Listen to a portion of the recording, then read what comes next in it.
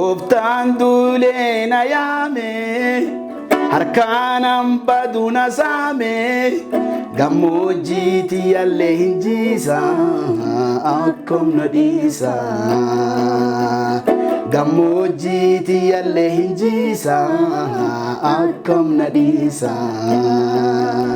akka deebi'ee ani addiin qanneetti natti himame deebi'ee dhaabbachuu akka ani hin dandeenyetti natti himame deebi'ee waaqa dura dhaabbadhee kolbaa waaqaa tana jaallattuuf ta'allee jaalladhu dura dhaabbadhee badhaadha waaqaa akka ani deebi'ee odeessin mitikaa kamiiniyyuu dhaabbadhee akka ani hin dandeenye tajaajillee fi addiin dhibiidha kanaaf hin jirretti irra deddeebame natti himame humni guddoon gara kiyya dhutte keessi kiyya cabee hin bo'an lafa biraatti yeroo ani miliqettu baddaatti yeroo badee bineensa waliin jiraadhe qabiyyeen faarfannaa harki guddaan maan ta'uu qaba jettanii itti amantan yerootti qormaati diinaa baay'ate faarfannaan naa ibsa yerootti dadhabbii keessa jiru faarfannaan naa ibsa yerootti addiin naa jirtullee faarfannaan naa ibsa onneen tiyya waaqaan ka waltanaa dhikaattuun faaruun jireenya ifii waaqa dhagarsiisuu keessatti harkana qabi jedhu mootummaa teetiin nagee jedhu bara hamaa kana na baasi jedhu an dadhabaa na jabeessi jedhu hin beekuu natti akeeki jedhiis eenyummaa jireenya namaa dadhabbii jireenya namaa faarfannaa ibsitee ittiin waaqa naasifatan ittiin gara waaqaa dhikaatan aduu baay'atte.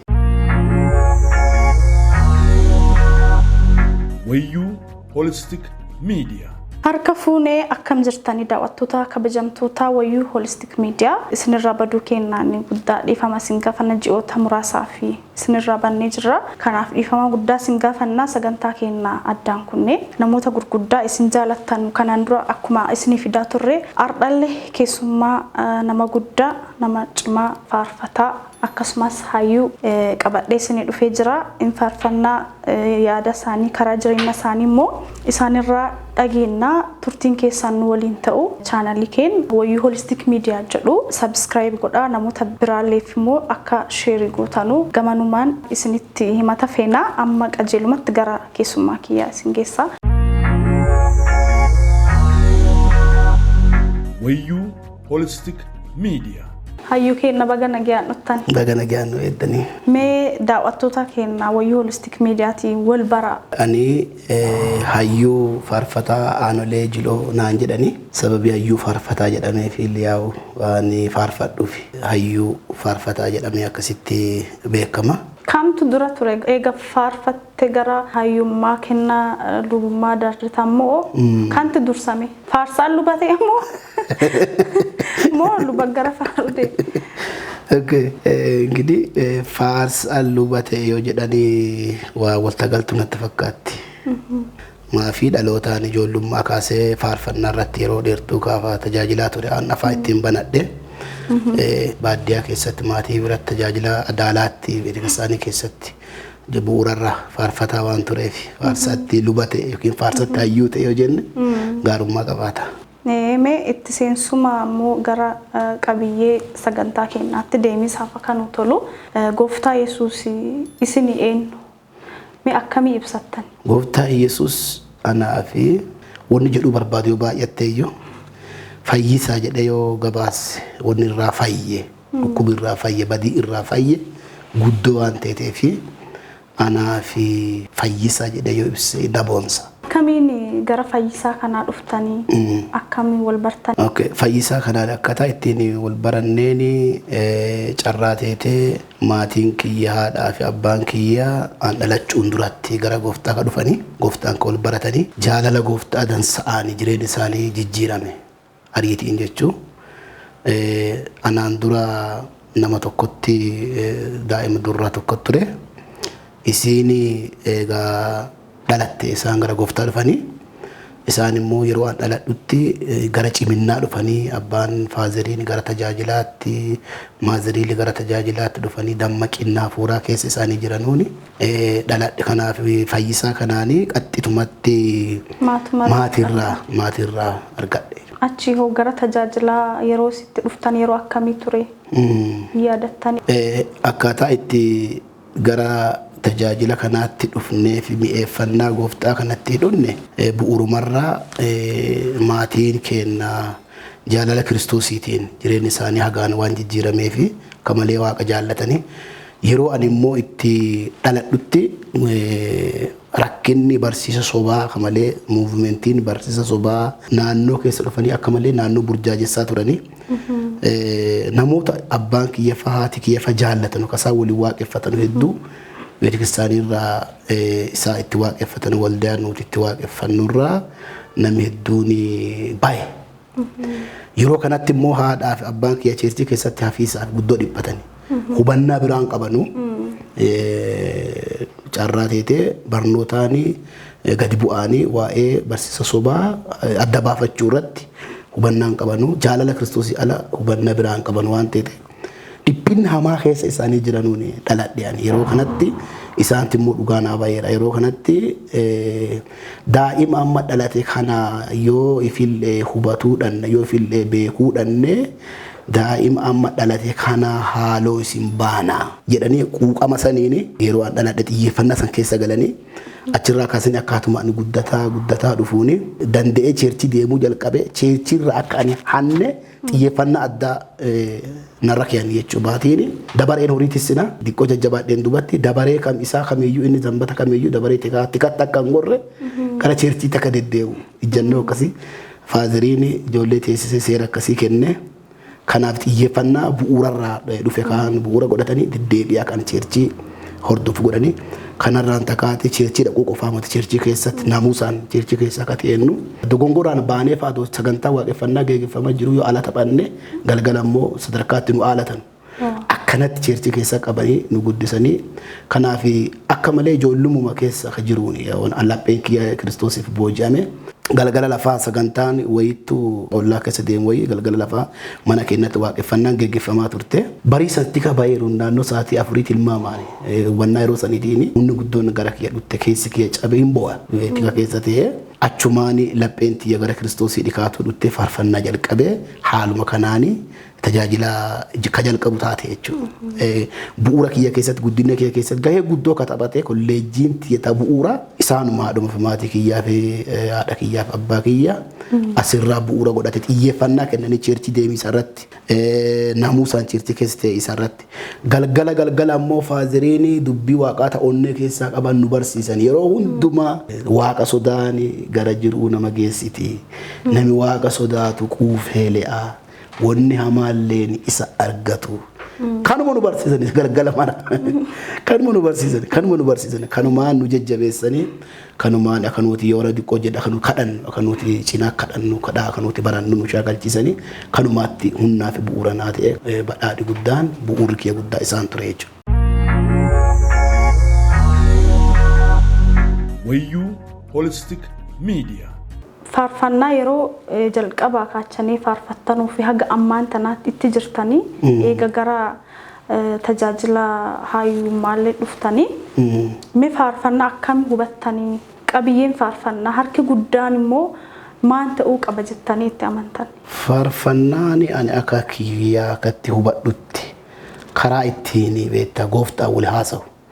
Karaa ittiin jireenyi kiyyaaf jireenyi waaqaa ittiin wal dhaggu ta'ee anaaf dildila guddaa riqicha guddaa anaaf waaqa wal agarsiisu tokkummaa jireenyi kiyyaa fi waaqaa waliin jiranuu ka itti ibsu akkasitti ka naa dhufu yeroo itti bu'uurarraa ijoollummaa kaasee faarfadhu santu waa hubannaan jirtu hin jirtu hafuura qulqulluun nu qajeelche hin baaseeffadha faarfannoota garuu yeroo san faarfadhu dhala deebi'ee yeroo gara gaggalchee ilaalu guddoo ka fagaatee miti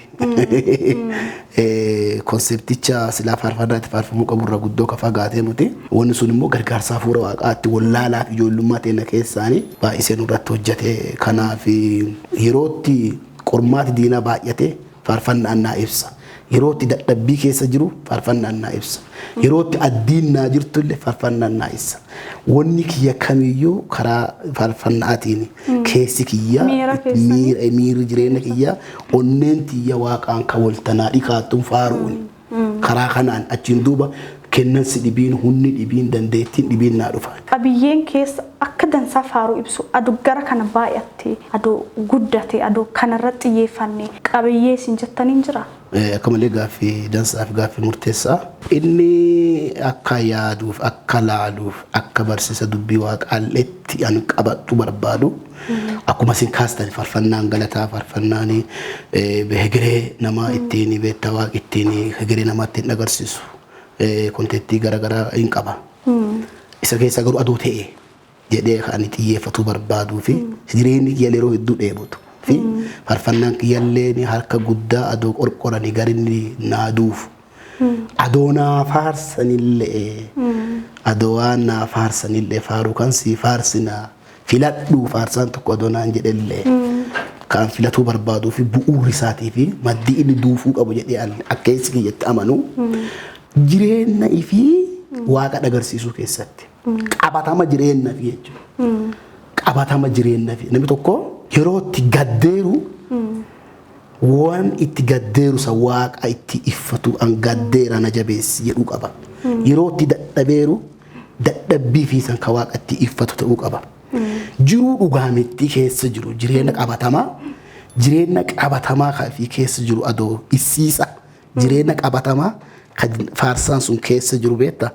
Jiruu qabatamaa faarsaan sun keessa jiru isiisa irratti faarfannaa adoo xiyyeeffatte bara kana amma faarfannooti badhaadha faarfannaa baay'ee qabna. Saniif waaqa galateeffadha. Faarfattoota illee jajjabeessuu barbaada. Waaqa illee galateeffatuu barbaada. Yeroo baay'ee namooti waan injifachaa faarfatan hin jiranii. Namooti buusee na baasee gaara na yaasisee na utaalchisee galatti na marsee galatti kana na godhee jedhan hin jijjiiran dhugaa ta'ee jiruu fi isuu keessatti yeroo baay'ee jireenya fi waaqa agarsiisu harka na qabi jedhu mootummaa teetiin nagee jedhu. Bara hamaa kana na baasi jedhu an dadhabaa na jabeessi jedhu hin beekuu natti akeeki jedhiis faarfannaa keessatti akka malee eenyummaa jireenya namaa dadhabbii jireenya namaa faarfannaa ibsitee ittiin waaqa naasifatan ittiin gara waaqaa dhiqaatan adoo baay'atte isii maddii san gul adoo jiraatte qabatama jireenya fi irraa ka'anii adoo faarsanii barnoota ta'eeti namoota baay'eeleef jajjabeenya ta'eeti jedhee yaada. Wayyuu Holistic Media. Faarfannaa ani miidiyaa irratti isin dhaggee nama hedduullee miidiyaa irratti isin dhaggeen faarfannaa gooftaan duulee na yaamee jedhu akka dhuunfaatti dhugaa akka malee faaru akka maleetti ijaaramee faaru akka maleetti eebbifame carraa kanaan dhugaa eebbifamaa isiniin jedhu barbaada. Faarfannaan suni jireenya keessanii waa wal qabate qaba. Akkuma amma isin na deebisaa turtanii faarfannaan gaafa jireenya ifirraa kaasanii faarfatanu miira ifirraa ka'anii faarfatanu nama biraalee dabarteetutti jireenya nama dhibii keessa illee seenuu dandeenya. So faarfannaan kun ammoo akka dansaa jireenya namaa keessa seeneera anuu ragaa. Kanaaf jireenya keessanii waa wal qabate qaba. Yeroo akkamii ture yeroo faarfannaan kun barreeffamu? Dursee ulfinna malee waaqaaf kenna waaqee ulfaatuuti inni ulfinnaa fudhatu haala mara keessa akka nama laalu haala mara keessa akka nama yaadatu inni haa ulfaatuuti gaaffii dhikaatteef immoo deebii malte kenniisaa fi faarfannichi kun waan irratti bu'uureeffamee fi waan irratti dhikaate qaba. Waaqarraa jechuu bara 2011 rakkinni ulfaataan tokko jireenya kiyya argatee ture. Mana kiyya argatee ture rakkoo hawaasummaa cimaan na argatee ture. Yeroo ani addiitti kutadhee jiraachuun naan barbaachisu jedhee miidhamaa keessa galee ture. Yeroo akkasiisan keessatti immoo miidhamuun waan tokko teete rakkoon na dhaqqadde waan tokko teete rakkoon nama biraa rakkoo addaa isin dhaqqaddu jedhama tere kitaabi. Rakkoon abbaaf yoo haaraa teete iyyuu rakkoo abbaa nama tokko cufa barbaada Timoti. Akkuma qaama tokko kamiitiyyuu nama ta'uu kiyyaanii rakkoon naqunnamuu akkuma jiru jiraate haa ta'u malee immoo diinichi achi keessa guddoo natta dhufe. Guddoo natta game. Kan natta gameen immoo alaanii adoon ta'in jireenyuma beektee amantoota gidduutti namoota beekta hubanna alaa waanuma itti dhufe dubbatan gidduutti namootuma ammalleen yaada waaqaa beekta qajeelaa fi hubanna alaa yaada waaqa qaxxaamursan tokko tokko bu'uura godhate adeemsi deemame dansaan turre. Akka deebi'ee ani addiin qanneetti natti himame. Deebi'ee dhaabbachuu akka ani hin dandeenyetti natti himame. Deebi'ee waaqa dura dhaabbadhee kolbaa waaqaa tana jaallattuuf ta'allee jaalladhu dura dhaabbadhee badhaadha waaqaa akka ani deebi'ee odeessine. Mitikaa kamiiniyyuu dhaabbadhee akka ani hin dandeenye tajaajillee fi konfidensii akka horanne vinni nama keessa jiraachuuf addiin dhibiidha kanaaf hin jirretti irra deddeebame natti himame karaa garaagaraatiin. Enna miidhamillee jira guyyaa guyyaan immoo simmeetiin namoota irraa natti dhuttulleen dansaan turre kanaaf haggaa rakkoo qunnamtee miidhame caalaa miidhamu ta'e kanaaf jireenyi kiyya hin baraaraqe jireenyi kiyya addii kutate yeroo kanatti yeroo ani bakka murteessee nama keessaa bahee bulii murtootte baay'ina si'ama tuquun barbaadu bulii murtootteef namarraa maatii kiyya qofa akka nan barbaannetti hime lafa biraatti yeroo ani miliqettu baddaatti yeroo badee bineensa waliin jiraadhe ture. Yeroo san keessatti ilma namaa gidduu jiraatiis anaa fi ulfaataa waan ta'eef jiruu bosona galiisa waan biraatti adoonte abdii kutannaan jechuu gara kaawwa biraatiif adoonteen nama gidduu jiraatiisarra nama baddaa jiraate wayyaa sammuu jettu miidhama akkasiitiin yeroo ani barara akkasii keessa galee yeroo santi immoo boo'aa ture. Yeroo san keessatti ammoo addii akkanaa naa dhutte. Duulee na yaame inni jedhu kullee ergaa mataa fi qaba. Lakkoofsa tokkoffaa gubbaalleetti yaada jiru jira.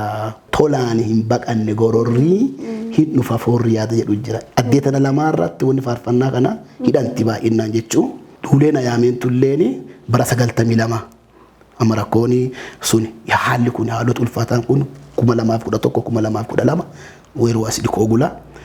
Ammoo duulee na yaameen tuni bara ijoollummaatti keessa naannoo bara 92 yaada wal qabatu. Bara san keessatti waaqii lafa biraati namoota fi qabu yaada fi itti isse gara warra keenyaa ergee ture quttiin tennalleen lafa hantuu quban akka malee lafa jahawa jireenya sochii uummataati wal qabatu doonte lafa akka malee hantuu quban lafa hantuu tana namooti fagoo dhufe galaana hedduu bu'anii dhufanii mana keenyaa turanii torbee tokko waa kadhataa turanii yeroo santi waaqi waan daa'ima kanaa nutti dubbatee jedhani daa'ima kanaa himuudaa daa'ima kana ajandaarraa qabaa. Baasa'aati diqqoo lafa cinaatti lafa gaaraatti baasa'aati marroo sana kadhadhaa jedhee waaqi dubbate namoota fagoo dhufan kuni maatii mariisanii maatii kiyyaa wal qabatanii baanee lafa beektaa gaara addaa tokkotti baanee achi keessa addeetti waa kadhannoo qajeelfama fuula qulqulluutiin argatanii turani. Inna bakka itti kadhaa kana geessaaf immoo guddoo dadhabaa turre haala kanaan waaqi bara san duulee na yaame suni. Amma akkamiin na dhiisa gammoojjii kiyyallee hin jiisa akkamiin na dhiisa barasa akkasi na dadhabee ajandeeffatee karoorfatee barasa anaa fi tajaajiltoota agas geettu oofee fidee amma akkam na dhiisa akkamiin na dhiisa qabsoo hafuuraa guddoon gara kiyya dhutte yoo si haasee sammuu kiyya haareffame ilaalchi kiyya haareffame obboleeyyan illee neennullee fi yaadi kiyya haareffame.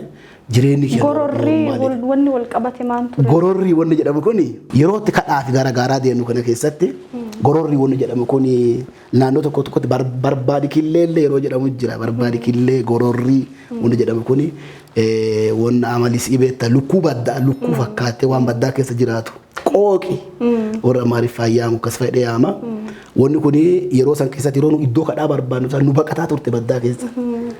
Isiin nuti bakka kadhaa deemna dadhabbiin qollee keessa isiin immoo baddaa keessa nu baqataa turte.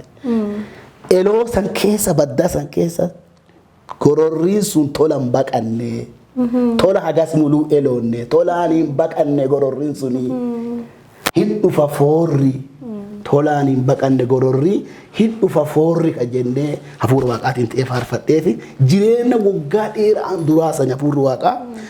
Na gara galchee ittiin na faarfachiisee ittiin na jabeesse jechuudha. Kanaafuu faarfannaa kana adoo faarfanne hayyuun kennaa kiraaraan faarsa jedhaniirani kiraarri kunillee kanaan faarsa turtan. Kiraaraa yeroo santi bara santi yeroo bu'uuraa yeroo jalqabaa bara 90 sani addunyaan uummata waliin jiraannullee kiraaraan kan beekamu. Dibbee.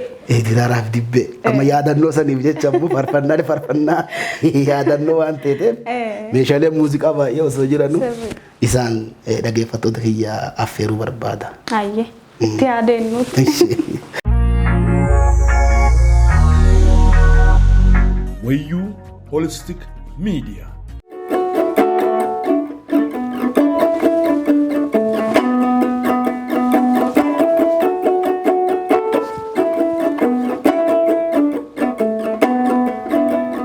Gooftaan duulee na yaame harkaan hambaduu na saame gammoojjiiti yallee hin jiisa akkom na dhiisa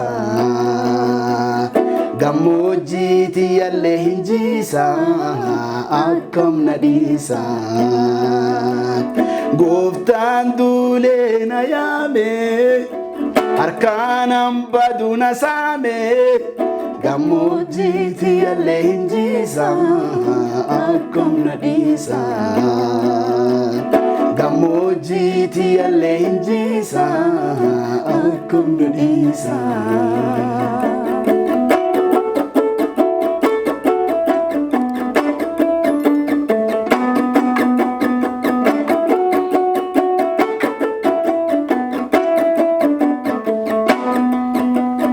baddaa caasaa na yaase simuude jedhee hasaase tolaan hin baqanne gororri hin dhufa forri tolaan hin baqanne gororri hin dhufa forri gooftaan duulee na yaame harkaanaan badu na saame gammoojjiiti yallee hin jiisa akkom na dhiisa gammoojjiiti yallee hin jiisa akkom na dhiisa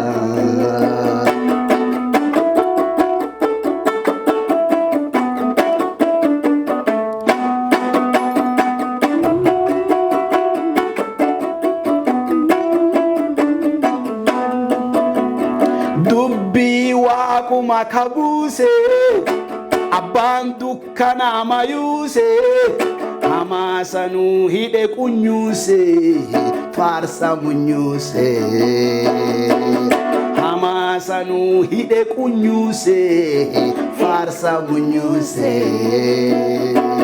gooftaan duulee na yaame harkaanaan badu na saame gammoojjiiti yallee hin jiisa akkom na dhiisa gammoojjiiti yallee hin jiisa akkom na dhiisa ameen ameen ameen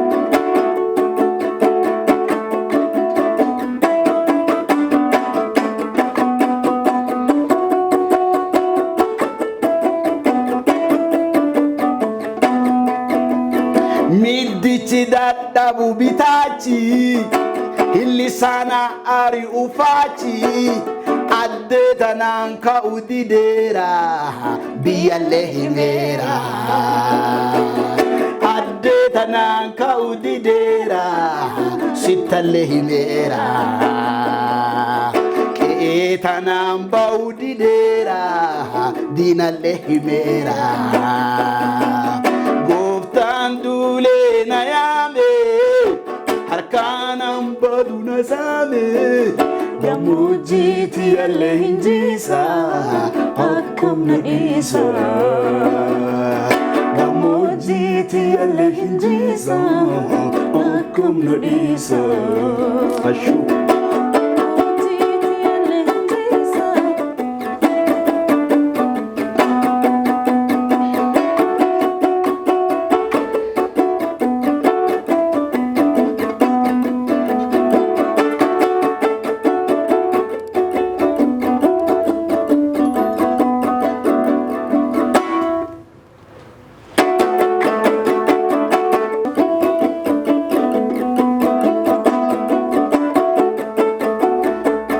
middichi dadhabu bitaachi hillisaana ari ufaachi addee tanaan ka'u dideera biyyallee himeera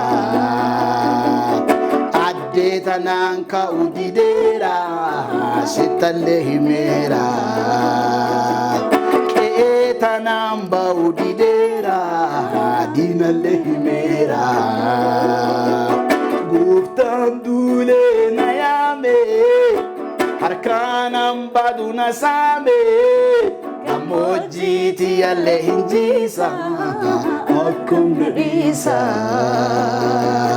gammoojjiiti yallee hin jiisa akkom na dhiisa gammoojjiiti yallee dhiisa.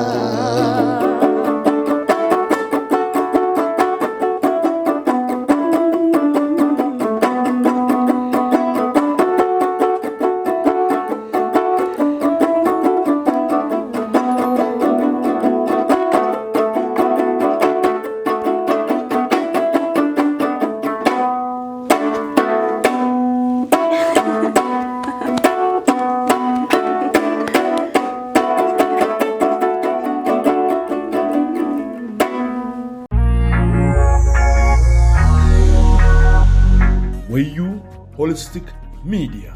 Hayyuun keenya nu faarfatanii nuti istuudiyoo keessatti ogeessa kaameraa kennaa olii akka dansaa waaqeffataa turre guutuu isaa ammoo misilaa miidiyaa irraa hin jira. Seentanii ittiin eebbifamuu hin dandeettanii nuti ammoo gara haasaa kennaa itti aanutti deemna. Taajjabbii isin amma waldootarraa amantootarraa qaddanuu hayyuu nama guddaa istuudiyoo yoo finne immoo dhalootatti akka dhaamsa dhaamatu godhuun keenya dirqama waan ta'eef maan taajjabuu jirtan waldootarratti yeroo ammaa kana ila nama waaqaatiin ila hayyuu tokkootiin maal dhaguu jirtan waldaarratti? Gana churchiin yaa'u bu'aa bayii garaa keessa qaxxaamurtii hadhaan baate hadhaa biyya lafaarratti aga dhaabatte wanni beeksisaanii hadhaa jijjiirame jiru guddaan kadhaa abbootii deebiteetti jedhee wanni amanu jirti.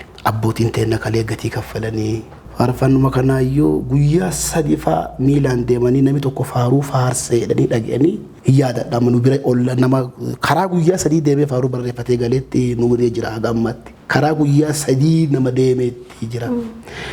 Inni faaruu haaraa barreessee galeera jedhee safar kiristaani ollaatti yaa'ee irraa inni konfiraansii dhibi deemee barreessee dhufa.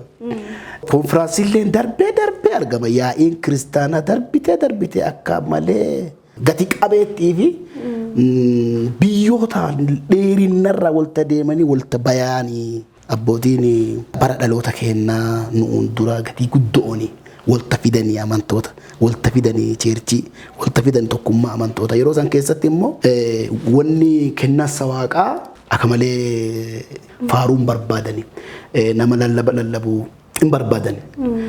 Seenaa faaruu immoo habiyya teennaa yennaa laallee nama kollisiisu baay'ee jira.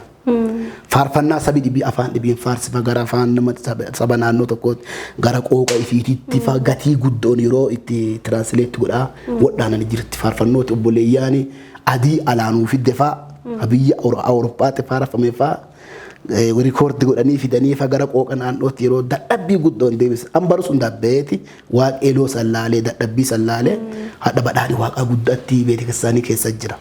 Saggaa guddaa jira. Humna waaqaatti jira. Hafuura waaqaatti jira. Nama faarfatu jira. Intala faarsitu jira. Mucaa faarsitu jira. Jaartii faarsitu jira. Nama ergaa waaqnatti dubbata jedhee sagalee waaqaa dhagee jedhee nama dubbatu jira. Baadiyyaa jira. Magaala jira. Addii dhadhi maratti sochiin jiru. Rivaayivaaliin jiru. Munyuuqi jiru. Akka malee gaariidha. Ammoo rakkinni tokko jira. Rakkinni amma jiru baay'ee yoo ta'e warra akka irra hojjetu malee baay'eetu jira. Isi keessa immoo adhaaf kaasuu barbaadu fi si ijooni maanti mul'ata tajaajila beeksisaanii keessa jiruu fi cheerchii fi tajaajilaan addaan miliqa isaaniitti mul'ata. Addaan badiisi jechuudha. Manaajimentiin beeksisaanii manaajimentii fi qaddii bulchiinsa fi qaddii karoora waggaa qaddii karoora ji'a sadii qaddii karoora waggaa lamaa qaddii wanni faayila mataa fi sochii mataa fi adeemsa mataa fi qaddii amma waa'ee agalgaa'ee kadhatiisa waa'ee agalgaa'eetii dhimmiisa hin qaddu beeksisaanii. Duri sun rakkoo adhayeentu lallabaa rakkoo adhayeentu faarsaa rakkoo mi'aa nama tsalootiin godhuu hin qaddu badhaaseera beeksisaanii. Garuu badhaadhaa kana keessa maanti jira? Namoota badhaadhaa kana qabatanii deemanuu fi beeksisaanii waliin deemiisa irratti wal dadhabiisi sababa kana hoo beeksisaaniin irraa dho'iisi namoota dhuunfaa cheerchii keessatti sagga waaqaa argatan kaanii addaan wal dadhabanii gargar ba'iisa rakkoolee akkana baay'ataa dhuttee haga yaada adda addaa karaa miidiyaa kanallee jechoota garaagaraa waliin rakkennisaa gara waantuu keessa galleerra bu'uurichi akka laalcha kiyyaatti beebiyoo komentiin nallee yoo sirreessanii akka laalcha kiyyaatti waliin deemuu dadhabuu kana jira. Inni kunin sirraawuu waan malee keessattuu rakkoon tun immoo gama jiraatuu dandeetti. Namooti badhaadha waaqa qaban kun akka addaatti filaalii isaanii yaada beetikirsaanii bulchiinsa beetikirsaanii ala fi godhii isaanii beetikirsaanii dhaga'uu dhabii isaanii rakkoon tajaajiltoota bira jirtu illee dadhabbiin tiyyallee jechuudha. Ifilee dabalate rakkoo teennallee ajirtulee jirti. Tabiraa immoo karaa bulchiinsa beetikirsaanii illee xiyyeeffannaa kennuu dhabuun namni tokko amma yoo inni faarsee bakka faarseera yeroo biraa faarse moo dhabe moo jiraate moo du'e moo jedhanii laalu. Namni tokko eeganni badhaadha waaqaa gubbaa jiraate maal godhuu malanii akka barsiisa dubbii waaqaatti gorsuu yeroo isaaf kadhachuu tika cima nama san mikinaatu namni sun hundi waaqaa irra jirti waraanni waaqaa irra jira waan ta'eef lolli xalaataa ilti nyaaphaa eenyu gubbaatti nama san isaanillee miidhiisaafi cheerchii kanallee miidhiisaafi isallee miidhiisaafi lolli diinaa eessarratti xiyyeeffata. Nama kanarratti waan xiyyeeffatuufi beetikirsaaniin qabiisa irratti hojjetuu qabdi. Beetikirsaaniin qabiisa irra hojjetuu qabdi. Agalgaayini ammoo qabamiisa irratti hojjetuu qaba. Namni kunini mul'ata agalgaayii keessa tajaajila keessa jiruu fi bulchiinsa beetikirsaanii walta fidanii badhaadha kana qooda badhaadha kana addee kennuuni hojii guddoo adda beetikirsaanii hojjetuu qabdu jedhee yaada. Yoo kanatti walta dhufiinsi jiraate yoo mariin jiraate yoo waliin kadhachuun jiraate yoo jaalalli jiraate yoo walta dhiqaatuun jiraate yoo dhageettiin jiraate abaarsi hunii hin cabaa jedhee amanaani. Rakkina jiru hayyuun kenna falasaa waliin lafa nuu keenyanii jiranii hariiroon tajaajilaa fi warra waldaa bulchu sooressan jidduu jiru jabaatuu qaba wal fudhatuun jiraachuu qaba tajaajilaa fudhachuu qaba kana dhaamsi luba kenna. Wayyuu Holistic Media. Wayyuu Holistic Media irratti barsiisa jalqabanii jiranii hayyuun kenna mata dureewwan garaa irratti yeroo garaa irratti barumsa kennanii kanaaf isaan akka hordoftanu gamanumaanii isin beeksisuu barbaada. Mee afaa isaanii irraa immoo haadha geennumaanii akka dhufan gara duraa faarfannoota garaatti jiramoo barsiisi jiramoo maanta harka isaan jira waan jedhu isaanumarraa dhageenya.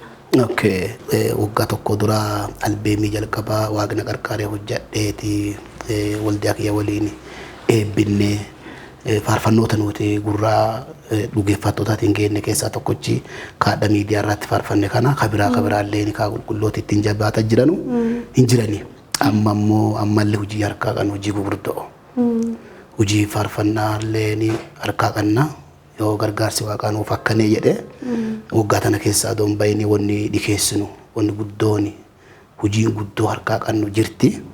Kanaaf gorsi abbootii kadhannaan obboleeyyaanii jaalalaa fi koomentiin karaa miidiyaa kanaan nu dhuttu nu jabeesti waan ta'eef karaa faarfannaa illee hojii kanatti harkaa qabnu qabna. Gargaarsa waaqaatiin albeemii lammaffaa gara walakkaatiin dhaqqabee jira xumuriisa jira. Isallee waaqna qarqaariyaa waggaa tana keessaa doon baani gurra amantootaatiin geessaa hojii guddoo harkaa qabu.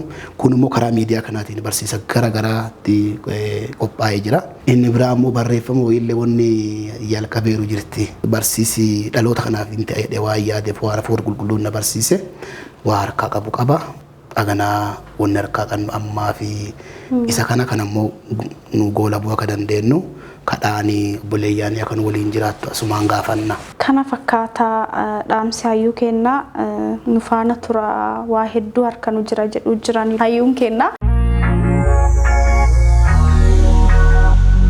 Wayyuu Holistic Media.